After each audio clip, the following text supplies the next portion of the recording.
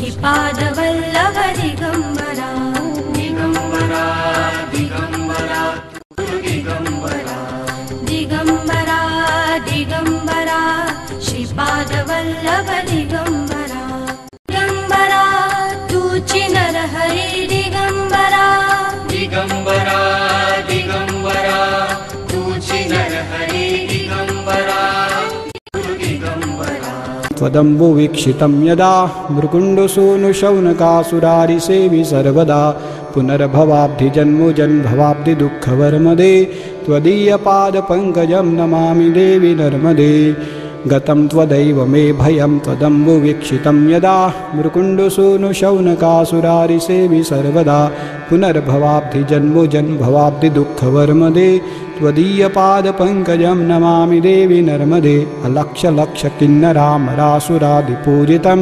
सुलक्षनीरतीरधीरपक्षिलक्षकूजितं वसिष्ठशिष्टपित्पलादिकर्दमादिशर्मदे त्वदीयपादपङ्कजं दिगंबरा दिगंबरा श्रीपादवल्लभ दिगंबरा दिगंबरा दिगंबरा श्रीपादवल्लभ दिगंबरा दिगंबरा दिगंबरा श्रीपादवल्लभ दिगंबरा दिगंबरा दिगंबरा श्रीपादवल्लभ दिगंबरा दिगंबरा दिगंबरा श्रीपादवल्लभ दिगंबरा तू चिनर हरि दिगंबरा दिगंबरा दिगंबरा तू चिनर हरि दिगंबरा दिगंबरा तू चिनर हरि दिगंबरा दिगंबरा दिगंबरा तू चिनर हरि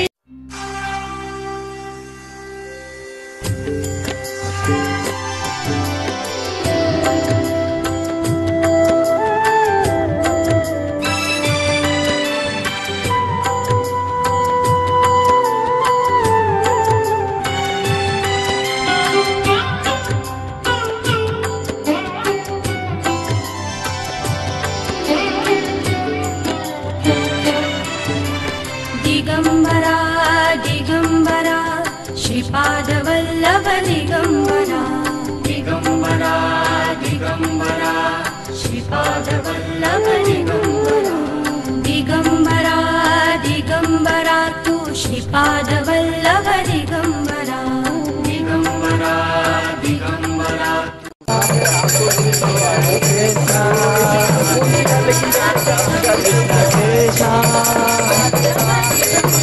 हरे राम हरे राम हरे राम हरे कृष्ण हरे कृष्ण हरे राम हरे हरे हरे राम हरे राम हरे राम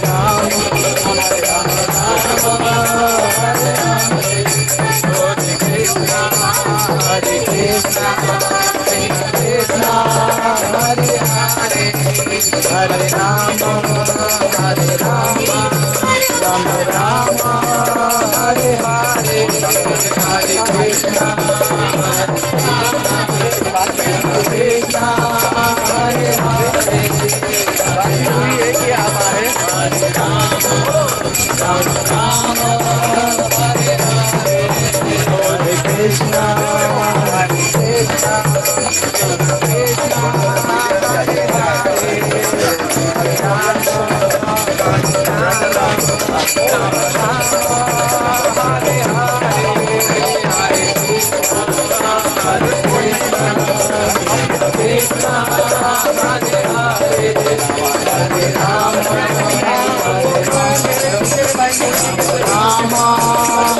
दिगंबरा तू चिनर हरि दिगंबरा दिगंबरा दिगंबरा तू चिनर हरि दिगंबरा गणानान्त्वा गणपतिं हवामहे कविं कवीनामुपमश्रवस्तमाम् ज्येष्ठराजं ब्रह्मणां ब्रह्मणस्पत आनः ओम देवीं वाचोमयन्तु देवास्तां विश्वरूपा पशवो वदन्ते सानो मन्त्रेषु मूर्जन्तुः आनाधिर्नुर्वागतमासुद्रविणम् उपदुष्टदयतु ओम समुद्रोड्डन्तनामुभयां समाग्रोतमसमभ्यं दत्तां वरुणश्च मन्युः बेयन्ददान अरुदयेषु शत्रवः पराजितादो अपनिलो यन्दाम् ॐ गया आमन्यो शरदो मारुजन्दो हर्षो बाणाचो दृशितामरुदवः दिग्मेशो व आयुधायौषयान अभिप्रयन्तो नरो अग्निरूपाः अग्निरेव मन्यो द्विषितस्वदेनानि न सहुरे भूतेधि अथवा यजद्रो न विभाजद्ववेदो ओजो विमानो विमृदो न तद्वा सहद्वमन्योऽभिमादिमद्मेरुजन् मृणन् ब्रमृणन् प्रेजद्रो न उग्रन् देवाजो न नवा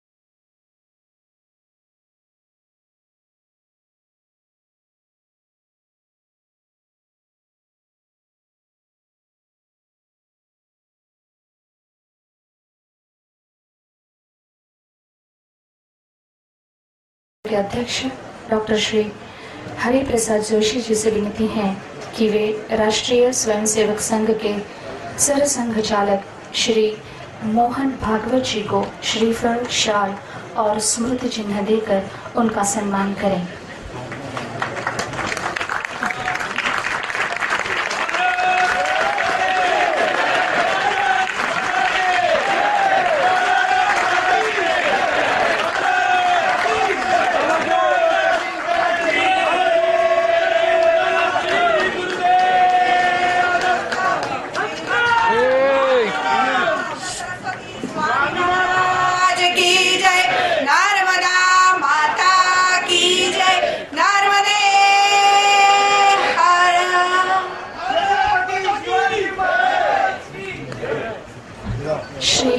मोहन जी मधुकर राव भागवत, आपका जन्म सांगली में हुआ और चंद्रपुर में आपने शिक्षा ग्रहण की।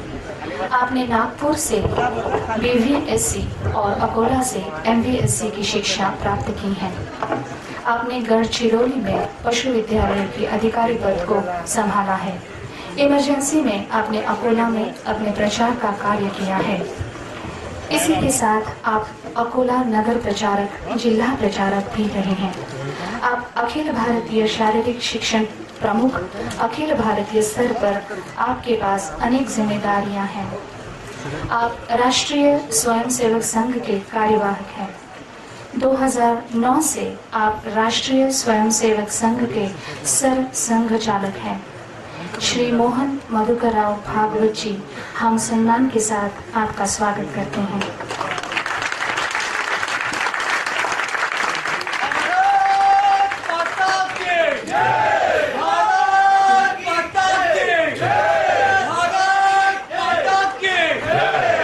मैं आदरणीय मोहन जी से विनती करूंगी कि वे हमारा मार्गदर्शन करें।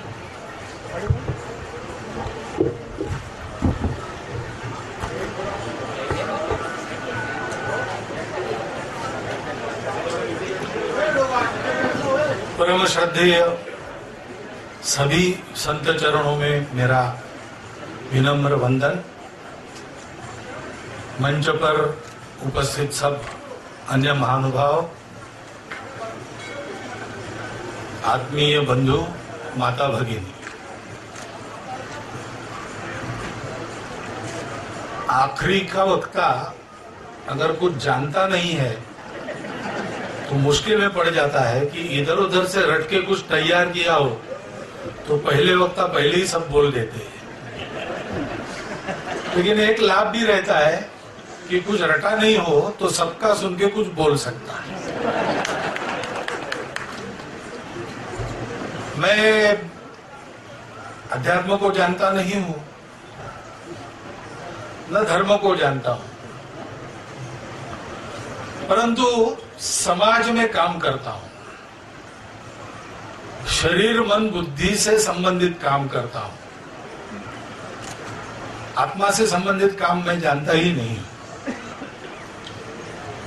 परंतु जिस धर्म का वर्णन हुआ और स्वामी महाराज ने अपने जीवन से उसको हमारे सामने रखा, उस धर्म का लौकिक जीवन में स्वरूप समाज की धारणा करना यह है। धारणा धर्म इत्याहु धर्मो धारयते प्रजा। बिना धर्म के कोई बात चलती नहीं, और धर्म के कारण ही अभ्युदय यानी ये लोग का सुख और निश्रेयस ये दोनों प्राप्त हो। अब अपने देश का प्राण वो धर्म है। स्वामी जी ने कहा है, आपको बताया गया, फिर मैं बता रहा हूं क्योंकि सुनकर ही मैं बोल रहा हूं कि भारत धर्म प्राण देश है। जब तक भारत में धर्म जीवित है तब तक भारत को कोई हाथ नहीं लगा सकता, और यदि दुर्भाग्य से भारत से धर्म लोप हो गया तो फिर भारत को कोई बचा नहीं सकता। लेकिन ऐसा कभी होगा नहीं। क्यों? क्योंकि केवल भारत नहीं, दुनिया की प्रत्येक बात, जड़ चेतन अणु रेणु सब धर्म से ही है और धर्म से ही चलते हैं। सारी सृष्टि चलती है, वो उत्पन्न हुई तब से प्रलय होगा तब तक धर्म के आधार पर रहेगी, और इसलिए सृष्टि को धर्म की सदा आवश्यकता है, और सृष्टि को समय समय पर जीवन का संतुलन देने वाला धर्म देना। इधर उधर भागते हैं लोग, उनको वापस लाके सत्य की ओर उनकी दृष्टि कराने वाला धर्म देना, ये काम भारतवर्ष का ईश्वर प्रदत्त कर्तव्य है। एतद् देश प्रसूतस्य सकाशाद अग्र जन्मना स्वम स्वम चरित्रम शिक्षेरन पृथ्व्याम सर्वमानव। दुनिया के सबसे प्राचीन होने के नाते हम बड़े भाई है, अग्र जन्मना है, और इसलिए हमारे ऋषियों का आदेश है कि आप लोगों का ये काम है दुनिया में, पैसा कमाओ नहीं कमाओ, सेना बड़ी करो ना करो, कुछ करो ना करो, इतना जरूर करो, अपने अपने चरित्र से जीवन जीने की शिक्षा दुनिया को देना। तो भारतवर्ष की आवश्यकता सृष्टि अस्तित्व पर्यंत बनी रहेगी, और इसलिए भारतवर्ष का अस्तित्व धर्म पर निर्भर है। जब जब धर्म की ग्लानि होती है तो भगवान इस कर्तव्य को करने के लिए भारत को जीवित रखना है, इसलिए ऐसे किसी न किसी को भेज देते हैं, और वो परंपरा प्राचीन समय से अब तक चली आ रही है, आगे भी चलेगी। और इसलिए स्वामी महाराज का जो कार्य है वो तो प्रसिद्ध है, सबने बताया ही है। उन्होंने भी कहा है कि धर्म की हानि हो रही, धर्म की ग्लानि हो रही है, और फिर से धर्म सबको सिखाना है, और आजीवन स्वयं सब प्रकार के कष्ट सहन कर उन्होंने उसको किया, अपने लिए कुछ नहीं किया। धर्म स्थापना के जो नर, रामदास स्वामी ने कहा है, धर्म स्थापने से नर ते ईश्वराचे अवतार झाले आहेत, पुढे होणार। ऐसे मनुष्यों का पहला लक्षण ये रहता है कि एक भी बात जीवन में वो अपने लिए नहीं करते, अन्यों के लिए करते। डॉक्टर हेडगेवार को एक बार संघ के संस्थापक को पूछा था कि आप कुछ पूजा पाती करते हुए दिखाई नहीं देते और हिंदुओं का काम करते हैं। हिंदू कहने के बाद पूजा पाती नहीं, ऐसे हो ही नहीं सकता। ये भी है, किसी न किसी प्रकार की साधना जीवन में है, तब वो हिंदू है। आपके जीवन में दिखता नहीं, तो आपके मरने के बाद भगवान क्या करेगा आपका? तो उन्होंने कहा कि देखो, भगवान मुझे पूछेगा खुद के लिए तुमने क्या किया, मैं उसको बताऊंगा जीवन भर में एक भी चीज अपने लिए नहीं की, तो मुझे सब बातें प्राप्त हो जाएगी। धर्म का यही स्वरूप है, जो आत्मा मेरे में है वो सब में है, और इसलिए मैं अपने शरीर मन बुद्धि की चिंता किए बिना लोगों का शरीर मन बुद्धि सुरक्षित रहे, ठीक रहे, आगे ठीक चलती रहे, इसकी चिंता करूं। अब ये जो धर्म जीवन से देना है वो महाराज जी ने दिया। उन्होंने तो अपना काम किया और उनके उपदेशों पर चलने का काम हमको करना है।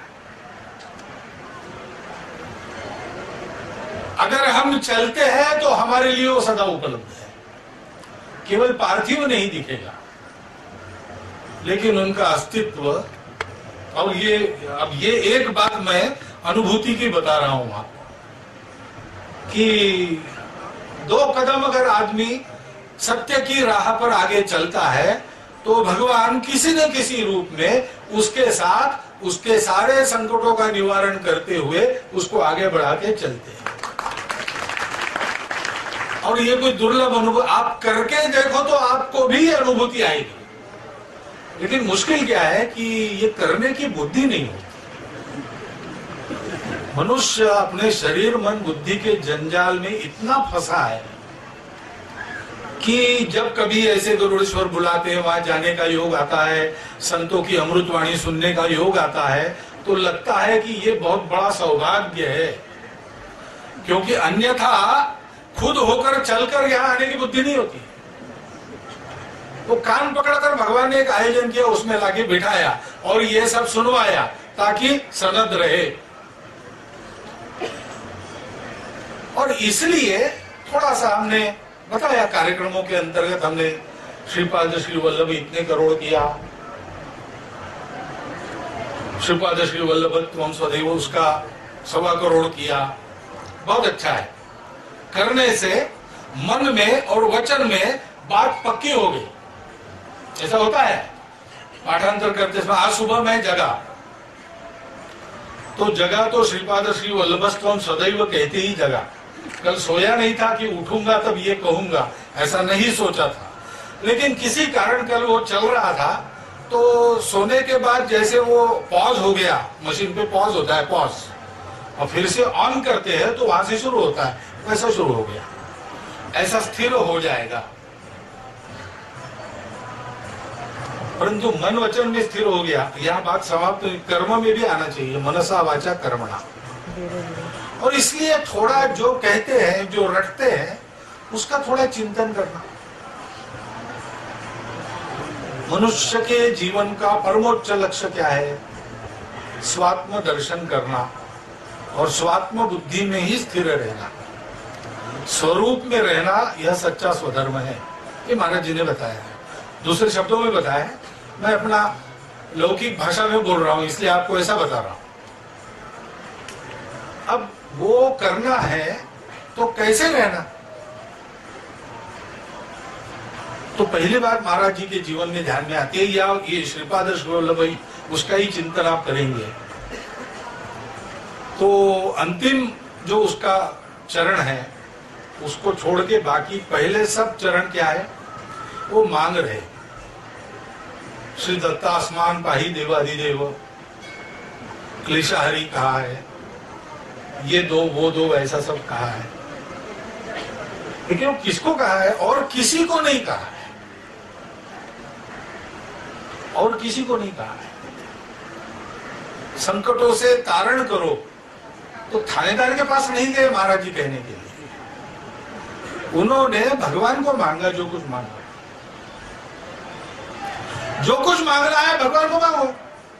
सब प्राणियों का सम्मान करो, समाज में मिलने वाले मनुष्यों का उनकी योग्यता के अनुसार अच्छी संभावना करो, अच्छा करो। लेकिन मांगो मत। मांगना किसी को है तो भगवान को मांगना। जो ऐसा रहते उनको सब मिलता है। अफजुल खान आया और शिवाजी महाराज को मिलने के लिए गए। व्यवस्था सारी शिवाजी महाराज ने की, तो शामियाना वगैरह बहुत अच्छा बनाया। अफजुल खान थोड़ा पहले आया, उसने देखा, आश्चर्यचकित हो गया कि जंगल का चूहा है, इसके पास इतना वैभव है। तो आते ही शिवाजी महाराज को उसने वही कहा कि इतना सारा ठाट बाट तूने बनाया है, बहुत तुम गुमान करते होंगे अपना, तुमको डर नहीं है हमारा बादशाह का, आदिल शाह का डर नहीं है? तो शिवाजी महाराज ने उत्तर दिया, देखिए ये सारा जो कुछ है वो भगवान का है, उसी से मांगो और उसी से डरो। मैं और किसी से नहीं डरता हूं। ध्यावे एका रघुनाथ आला, और इसलिए हुआ क्या, उनको मारने के लिए जो आया था वो मर के गया। महाराज जी के चरित्र में भी हमने कई बार पढ़ा है, जब तक उन्होंने तय नहीं किया अपने देह को छोड़ना, तब तक उन पर जो मंत्र प्रयोग हुए थे, जारण मारण के प्रयोग हुए थे, अतिसार की व्याधि थी, कितनी सारी बातें थी, उसमें से एक अपने को हो जाए तो 15 दिन से ज्यादा हम रहेंगे नहीं। लेकिन पूरा काम होते तक जब तक महाराज ने तय नहीं किया, हाथ नहीं लगा सके। क्यों? क्योंकि महाराज का उनसे संबंध ही नहीं था, लेने देने का संबंध उनको भगवान से, और लेने का नहीं था, मांगते यानी हम लोगों के लिए उन्होंने मांगे रखी है, स्वयं के लिए कुछ नहीं मांगते थे, देना ही देना था, इसलिए सब कुछ मिलता था, सब कुछ मिलता था। क्या है, ऐसे परिव्राट चक्रवर्ती जो होते हैं, उनके पास जो संपत्ति होती है वो तो विश्व के सम्राटों के पास नहीं होती, ऐसा मिला। और इसलिए उन सब श्लोकों का एक सार मुझे ध्यान में आता, और भी होगा, विद्वान लोग, अनुभूत लोग वो सब बताएंगे, लेकिन केवल रट के मेरे ध्यान में एक आता है कि ईश्वर शरण वृत्ति रखो। जो होता है उसमें अपना पुरुषार्थ तो है, सब अच्छा करने का पूरा प्रयास है। हुआ तो श्रेय किसका? भगवान का। नहीं हुआ तो दोष किसका? दोष भगवान का नहीं। मैंने कुछ कमी छोड़ी होगी या मेरा कोई प्रारब्ध होगा जो मेरे नसीब में नहीं। ईश्वर शरण वृत्ति पूर्णतया जब तक आती नहीं तब तक भगवान नहीं देगी। भगवान कहता है कि तुम्हारा काम दूसरे से हो रहा है तो मुझे तकलीफ मत दो, कि तुम उधर से ही करो। जब भक्त आर्त होगी, तुम्हारे सिवा दूसरा कोई नहीं, त्वम नो माता त्वम पिता त्वम आप, दूसरा कोई है ही नहीं, तुम ही हो माता पिता, तुम ही हो बंधु सखा। तुम ऐसा मन से होकर आदमी जब भगवान को मानता है तो भगवान उपेक्षा कभी करता ही नहीं, तो करुणा के सागर है। अब ये मैं बोल रहा हूँ, आप सुन रहे हैं, ये पहले से आपको मालूम है, मेरी भी बुद्धि में है, लेकिन ये करने की बुद्धि होना है जब संकट में फंसते हैं। यहाँ बात सजग रहना पड़ता है, सावधान रहना पड़ता है। महाराज को कितने बार सावधान किया भगवान ने, और महाराज कितना सावधान रहे।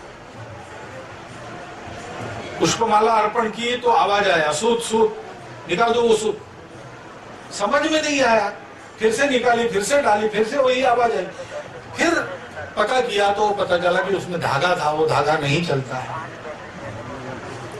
प्रत्येक कर्म की एक रीति होती है, वो वैसी ही करनी पड़ती है, उसकी समीक्षा करने का कोई फायदा नहीं। भात बनाना है आपको तो आपको चूल्हा लगाना पड़ेगा, आग जलानी पड़ेगी, बर्तन, पानी, चावल, ये सब उसमें। आप कहेंगे नहीं, चावल, पानी और आग के संयोग से भात बनता है, एक मुट्ठी भर कच्चा चावल चबा जाऊंगा, एक गिलास पानी पी के धूप में खड़ा हो जाऊंगा, भात नहीं बनता है। भात बनना है तो वैसे ही बनना है। पूजा में सूत नहीं चलता तो नहीं चलता, क्यों नहीं चलता वगैरह, जिनको करना है समीक्षा करते बैठे। लेकिन जहां तहां का अनुशासन है, नियम है, छोटी सी बात भी उसकी इधर उधर होने, भगवान को फर्क नहीं पड़ता है। इसमें भगवान को, जो सब चराचर का निर्माता है, उसको क्या फर्क पड़ता है? उसको नहीं, हमको फर्क पड़ता है। हम असावधान हो जाते हैं, इसलिए भगवान कहता है कि सूत नहीं चलेगा। और चलेगा नहीं चलेगा के नियमों में सबको चलना पड़ता है, आपको मुझे सबको चलना पड़ता है। ऐसा होने के बाद भी चलेगा और नहीं चलेगा दोनों अपने हैं, ये भावना जागरूक रखनी पड़ती है। सारा समाज अपना है। महाराज के इतने सारे कड़क नियम थे, लेकिन किसी को उनसे प्रेम के सिवा कुछ नहीं मिला। हाँ, अनुशासन में बांधने के लिए डांट डपट भी हुई है, शिक्षा सजा भी हुई है, परंतु सबको अपना मान के सबके कल्याण के राह पर सबको बढ़ाया। तो ठीक है, हम अपने अपने रास्ते से चले, सबको अपना माने। अभी कहा गया ना, तत्व समन्वया, जिनकी दृष्टि ऐसी रहती है वो सबका समन्वय ही करते हो, क्योंकि आखिर जाना एक जगह है, अनेक पंथ संप्रदाय है, सबका उद्देश्य क्या है? भारत में धर्म प्राण समाज खड़ा होना चाहिए। और इसलिए दत्त महाराज को ये गुरु परंपरा का प्रतीक सब लोग मानते। जैसे विष्णु दुनिया के पालक है, शिव जब आवश्यकता पड़ती है तब संहार करने वाले हैं, ब्रह्मा जी निर्माता है, दत्त महाराज कौन है? ये इन तीनों को जानने वाले, त्रिगुणात्मक है, 3 सिर वाले हैं। कभी कभी फोटो में उनके 3 सिरों में ये 3 देवता दिखाते भी है। ये तीनों को जानने वाले और उसको जानकर शिक्षा देने वाली जो परंपरा है यहाँ महात्माओं की गुरु परंपरा, उसके प्रतीक दत्त महाराज। ये हमको बात सिखाई गई है, ईश्वर शरणता। और फिर ईश्वर शरणता से चलो, यानी कैसा चलो? तो अंतिम श्लोक में है, धर्मे प्रीतिम सन्मतिम देव भक्तिम सत्संगाप्तिम देहि मुक्तिम च भुक्तिम।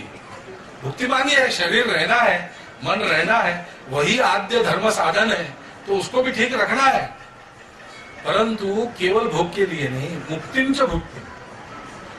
और भावासक्तिम, क्योंकि ये जो भगवान है भावग्राह्य है। शेष महेश गुणेश दिनेश सुरेश हु जाहु निरंतर ध्यावई। आदि अनादि अनंत अखंड अछेद भेद सुवेद बतावई। नारद से शुक व्यास रटे पछी हारी थके पुनि पार न पावई। ताही अहीर की छोहरिया छछिया भरी छाछ में नाच नचा।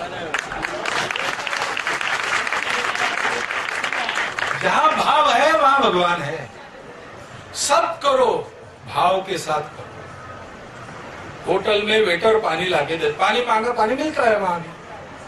कैसा लाता है? चारों गिलासों में अपनी उंगलियां डुबा कर लाके रख देता है। पानी पी के जाने लगे तो जोर से कहता है कुछ नहीं किया, पानी वानी बस पी के चले गए, उनको उनसे कुछ नहीं लेना। सारी दुनिया को बताता है फोकट में पानी पी के जाए। घर में जाकर पानी मांगो तो पानी कैसे मिलता है? साफ सुथरे लोटे में गिलास के साथ, एक ही गिलास चाहिए लेकिन 2-3 गिलास भरा लोटा वो लाके रखते हैं। पानी केवल नहीं देते, गुड़ की डली देते हैं साथ में। फर्क कहाँ है? दोनों जगह पानी मांगा है, दोनों जगह पानी मिला है, फर्क भाव में। और इसलिए घर के पानी से कोई विकार नहीं होता, होटल के पानी से तरह तरह के रोग हो सकते हैं। भावग्राह्य है भगवान, उस भाव को हर कर्म में लाकर कर्म करो और वो भाव जिंदा रहे, सदा हम उसके प्रति सजग रहे। इसलिए धर्मे प्रीतिम सन्मतिम देव भक्तिम सत्संगाप्तिम। धर्म पर प्रीति चाहिए। धर्म यानी बनाना, धर्म यानी जोड़ना, धर्म यानी बिखरने नहीं देना, पकड़ के रखना, धर्म यानी ऊपर उठाना। समाज में जिस काम से बिखराव आता है, समाज में जिस काम से गिरावट आती है, समाज में जिस काम से बना हुआ काम बिगड़ जाता, वो नहीं करना। अपने स्वार्थ की पूर्ति उससे कितनी भी होती हो, ये काम हम नहीं करेंगे। धर्मे प्रीतिम, मैं सामाजिक अर्थ बता रहा हूं। सन्मतिम, बुद्धि अच्छी रखो, बुद्धि को दिशा ठीक दो। किसको क्या मांगने की बुद्धि होनी चाहिए। भगवान प्रसन्न हुए 2 मित्रों को एक साथ और कहा वर मांगो। तो एक सावधान था, सन्मति वाला था, उसने सोचा भगवान रोज मिलते नहीं, आज आ गए और मांगो कह रहे तो एक ही बार ऐसा मांगना चाहिए, फिर मांगने की जरूरत न पड़े। उसने कहा भगवान मेरा जवान पड़पोता सोने के सिंहासन पर बैठकर पंच पकवानों के थाली में भोजन कर रहा हो, तब मैं तुम्हारे घर उस दृश्य को देखते देखते आऊं। मैंने मरने के बाद मैं तुम्हारे घर आऊं, दूसरे रास्ते से न जाऊं। और जवान पड़पोता होगा, इतनी आयु मेरी होगी तब मैं मरूंगा। और उस स्थिति कैसे होगी? सोने के सिंहासन पर बैठा है, सत्ता भी है और संपत्ति भी है, खाली खजाने वाला राज्य नहीं है, समृद्धि भी है और भरे पूरे परिवार के साथ यानी स्वास्थ्य है, भोजन कर रहे हैं। इसका मतलब है अनायास मरण है। क्योंकि नहीं होता तो हॉस्पिटल में जाता, तो लोग भोजन करते नहीं मिलते, वहां जमा हुए मिलते। बिना देने जीवन हम अनायास है न मरणम, और मरण के बाद मुक्ति, सब मांग लिया उसने। भगवान ने तथा सुखा, दूसरे को कहा तुम भी मांगो, लेकिन वो जरा गड़बड़ था, वो तंबाकू खाने वाला था, उसको तलब आ गई थी भगवान के प्रकट होने के पहले, और तंबाकू था भी उसके हाथ में, चूना नहीं था, वो चूना खोज रहा था, चूना कहा। तो भगवान ने कहा क्या चाहिए मांगो, उसने कहा भगवान थोड़ा चूना है क्या, तथा सम्मति चाहिए, कहाँ जाना है हमको, वहीं जाना चाहिए। और इसलिए देव की भक्ति चाहिए। भक्ति जब रहती है तब मति शुद्ध रहती है। जहां भक्ति है वहां अशुद्धि नहीं आती। ज्ञान और कर्म, बिना भक्ति का ज्ञान रावण का ज्ञान है, राम का ज्ञान नहीं हो सकता। और बिना भक्ति का कर्म पागल का कर्म है। तो ज्ञान और कर्म को भक्ति के अधिष्ठान पर रखकर चलाना, तो देव भक्ति चाहिए। और देव भक्ति का मन में उदय हो, इसलिए सत्संग आपकी चाहिए। बिना सत्संग विवेक न होई। तो हमने 1.25 करोड़ तो किया, बहुत अच्छा है, मन और बुद्धि में स्थिर हो गया, कर्म में उतरना चाहिए। इसलिए रोज जपना और उस अर्थ के प्रकाश में अपने कर्मों को सुधारना, ये काम अगर हम करते हैं तो महाराज श्री अपने स्थान से दोनों हाथ ऊंचे उठाकर हम सबको आशीर्वाद देंगे कि मैंने अपने काम को आपको सिखाया, आपने उसको सचमुच आगे बढ़ाया। वो आशीर्वाद हम सबको प्राप्त हो, ऐसी बुद्धि, शक्ति और भक्ति महाराज श्री की कृपा से ही हमको प्राप्त हो। ये आप सबके लिए और मेरे अपने लिए शुभ कामना करता हुआ मैं अपने 4 शब्द धन्यवाद पूर्वक समाप्त करता हूं।